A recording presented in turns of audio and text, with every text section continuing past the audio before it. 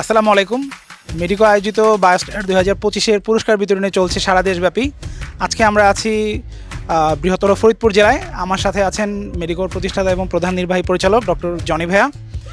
ভাইয়া, এইচএসসি পরীক্ষার পর একজন মেডিকেল ভর্তি প্রত্যাশী মেডিকেল ভর্তি পরীক্ষার আগ পর্যন্ত তার যে পড়াশোনার প্ল্যানটা সাজাবে, এটা আসলে তার জন্য কতটুকু গুরুত্বপূর্ণ এবং এই একাডেমিক প্ল্যানের ব্যাপারে মেডিকোর স্ট্যান্ড কি, আমরা কীভাবে চিন্তা করি?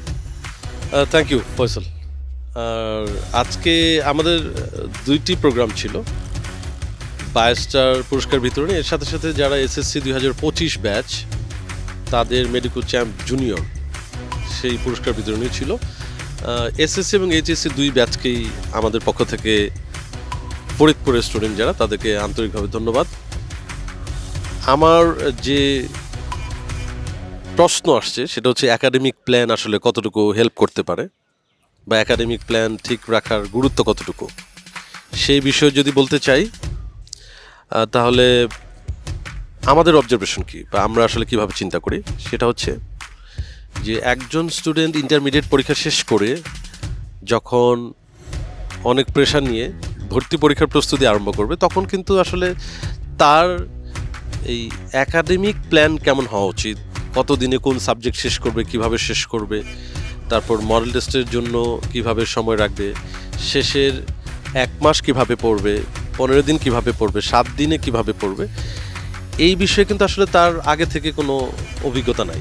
যার কারণে একজন স্টুডেন্টের কিন্তু এভাবে প্ল্যান সাজানো বা নিজের মতো করে তৈরি করতে গেলে কিছুটা রিস্ক থেকে যায়। সেই প্ল্যান আসলে মানে একেবারে পারফেক্ট হয় সেটাও বলা যাবে না। সেক্ষেত্রে প্রতিষ্ঠান হিসেবে দায়িত্ব হচ্ছে যে একজন স্টুডেন্টকে, হ্যাঁ, ক্লাস নিয়ে আমি একটা চ্যাপ্টার খুব ভালোভাবে পড়াচ্ছি, ঠিক আছে, সাথে সাথে একাডেমিক প্ল্যান এমনভাবে সাজানো যাতে করে তার ঠিকমতো পুরো কোর্স সুন্দরভাবে শেষ হয়, কোনো তাড়াহুড়ো যেন না হয় এবং শেষে যেন রিভিশনের জন্য একটা পারফেক্ট টাইম পাওয়া যায়। মেডিকোর স্ট্যান্ড এক্ষেত্রে খুবই স্পষ্ট।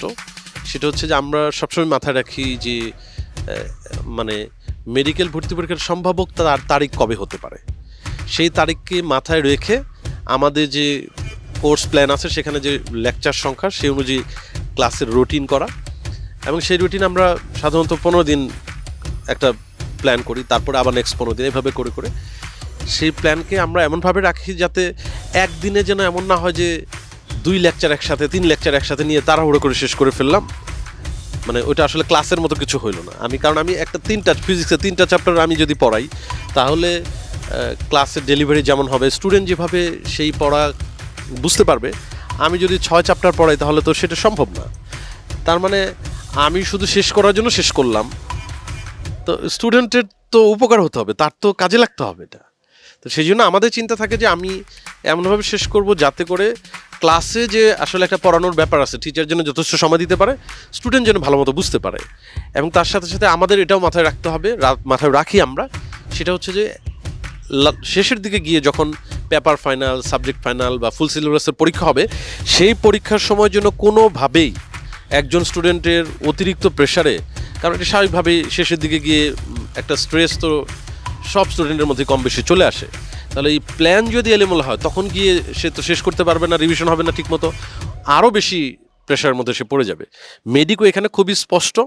আমরা যেহেতু অনেক বছর ধরে এই মেডিকেল অ্যাডমিশন টেস্টের তারিখ ধরে আমরা প্ল্যান করি, যার কারণে, এবং আমরা আজকে পর্যন্ত মানে সবচেয়ে সিনিয়র হিসেবে মেডিকোর সমস্ত কার্যক্রমের সাথে একাডেমিক প্ল্যান থেকে শুরু করে ক্লাসের কোয়ালিটি এনশিওর করা থেকে শুরু করে এক্সাম, বই দাগানো, অনলাইনের সার্ভিস থেকে শুরু করে সব কিছুতেই আমরা ইনভলভ, এবং পরিকল্পনা তৈরি করার ক্ষেত্রে যেহেতু ইনভলভ।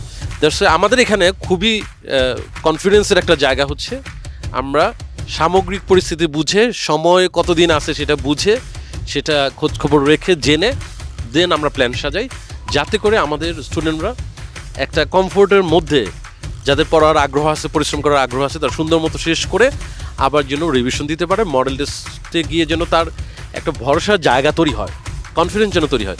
এবং আমাদের অতীত অভিজ্ঞতা বলে এরকম অনেক স্টুডেন্ট কলেজে, স্কুলে হয়তো ভালো ছিল, কলেজে ভালো রেজাল্ট ছিল, কিন্তু ঠিক কখন গিয়ে তার কোন সাবজেক্ট শেষ করতে হবে, কীভাবে শেষ করতে হবে, এটা নিয়ে সে যে কোচিংয়ে পড়ে, যে প্রতিষ্ঠানে পড়ে, সেখান থেকে স্পষ্ট কোনো ধারণা না পাওয়ার কারণে তার প্রত্যাশিত রেজাল্ট কিন্তু সে ভর্তি পরীক্ষায় পায় নাই।